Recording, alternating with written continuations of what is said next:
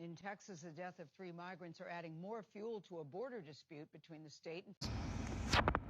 I'm going to say this because everybody else afraid to acknowledge it. Number one, you didn't give me the full story, and it's amazing how since the National Guard took over Eagle Pass, now y'all about to find every story y'all can to make what they doing look bad, number one.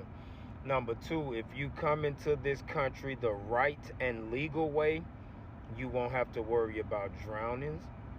You won't have to worry about murders. You won't have to worry about none of those consequences. Number three, how do I know that person wasn't already drowned or dead before? See, that's what you news outlets like this are good at. Anytime somebody find a way to constitutionally shut you down and take over what's right, y'all try to find anything y'all can to monsterfy it.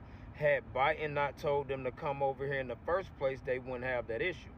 Now, once again, if you come to America the complete, honest, and right way, you won't have problems with drowning, because when you go through the border facility and you get checked and you get your background ran and you get booked to make sure you're okay to be here, you don't worry about drowning because you don't have to cross water to do that. You cross land and you go inside a facility. So I really, really wish y'all stop with trying to find ways to monsterify people, because as the American people, we do not give a shit what you say anymore.